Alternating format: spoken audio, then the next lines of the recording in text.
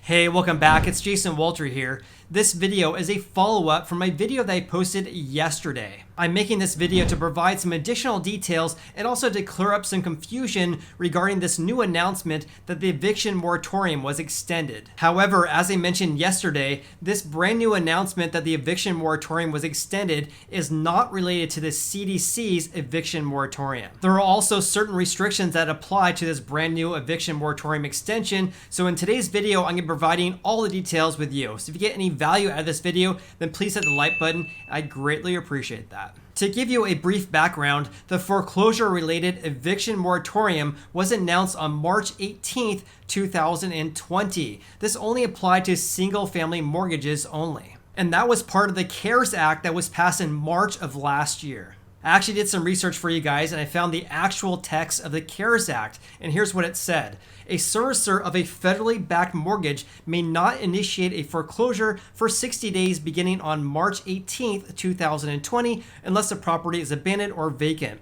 Such a servicer is further prohibited from executing a foreclosure-related eviction or sale during this period. In other words, if a property had a single-family, federally backed mortgage loan and it went into foreclosure, then the occupants could not get evicted. As we all know, this CARES Act eviction moratorium was extended many times since it was enacted in March of last year, and we also have had a foreclosure moratorium in place as well. Then on September 4th, 2020, the Centers for Disease Control and Prevention, or the CDC, imposed a nationwide temporary federal moratorium on residential evictions for non-payment of rent. That applied to whether or not the property was secured by a federally backed mortgage. That CDC eviction moratorium was extended several times until it expired on July 31st, 2021. But here's the part where it gets confusing, right? So I want to clear this all up for you guys. So the day before the CDC eviction moratorium was set to expire, it was announced that the CARES Act eviction moratorium was extended yet again. And that's exactly what my video was about yesterday, the extension of this CARES Act eviction moratorium. And here's exactly what the press release stated. It said that CDC's eviction moratorium is in place until July 31st, 2021, but the Supreme Court's ruling made it clear that CDC cannot extend the moratorium past its current expiration date. In light of that decision, the Biden-Harris administration is taking steps to protect renters at risk of eviction. Today, at the president's request, the U.S. Department of Ag, the U.S. Department of Housing and Urban Development, the U.S. Department of Veterans Affairs, and the Federal Housing Finance Agency have extended their foreclosure-related eviction moratoria until September 30th, 2021. Now let's talk about this and summarize this for you guys because this is where a lot of confusion lies. This brand new announcement that the eviction moratorium was extended is really related to the CARES Act eviction moratorium that was first passed in March of 2020. Therefore, this moratorium extension only applies to single-family properties only that are secured by loans that are backed by the federal government. Those would be the following loans: FHA, VA loans, USDA loans, and loans that are backed by Fannie Mae and Freddie Mac. In addition, as this CARES Act eviction moratorium was written about a year and a half ago, it only applies to properties that have gone through foreclosure. The only big difference now is that the foreclosure moratorium has expired. On the Federal Housing Finance Agency's website, they released a press release dated July 30th, and it stated the following. Today, the Federal Housing Finance Agency, or the FHFA, announced that Fannie Mae and Freddie Mac, which is called the Enterprises, are extending the moratorium on single-family real estate-owned evictions until September 30th, 2021. The REO eviction moratorium applies to properties that have been acquired by an enterprise, which is Fannie or Freddie, through foreclosure or deed in lieu of foreclosure transactions. The current moratorium was set to expire on July 31st, 2021. FHFA may revisit its policies based on updated data and health risks.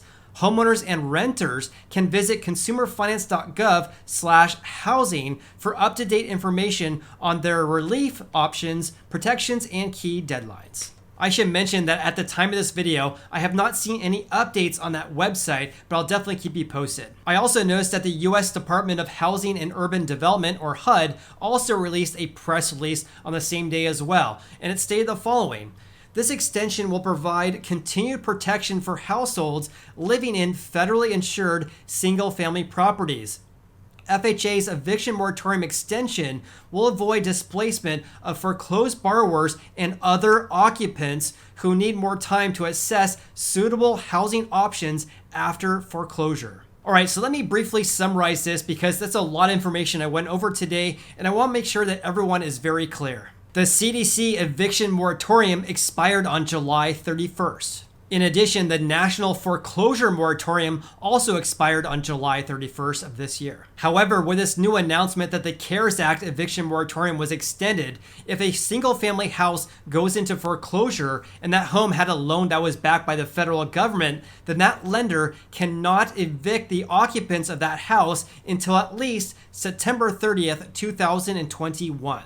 This also applies to homeowners and renters of those properties. This CARES Act eviction moratorium also does not apply to vacant or abandoned properties because, of course, there's no one to evict. In conclusion, loan servicers may now initiate foreclosures now that the foreclosure moratorium expired, but they may not evict a foreclosed borrower or other occupant if that property has a federally backed mortgage. Another important thing that I think there's going to be a lot of confusion around is the fact that President Biden was not the one who extended the CARES Act eviction moratorium. As DS News reported, U.S. President Biden urged Congress to extend the July 31st eviction moratorium, calling on U.S. departments and other agencies to do the same.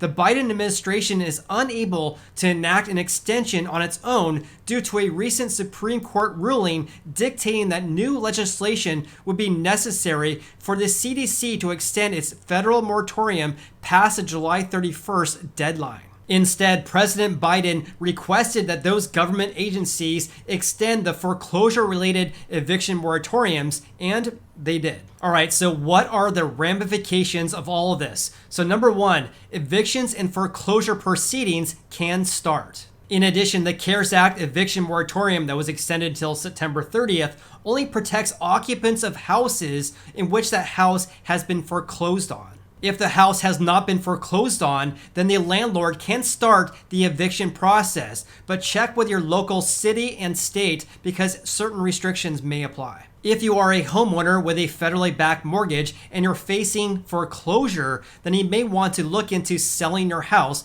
in order to avoid foreclosure. Obviously, you only can do this if you have enough equity in your house to do so. Based on my understanding here, if your house actually does get foreclosed on and you have a federally backed mortgage, then your bank or lender cannot evict you until at least September 30th of this year. Now, chances are it's going to take a lot longer in order to get foreclosed on. It could take up to a year or possibly more. And lastly, if you're facing eviction or foreclosure, then I'm going to leave several links to resources in the video description below, and also all the websites I use in order to reference this video. It's my hope that this video clears up any confusion that I may have caused in my previous video.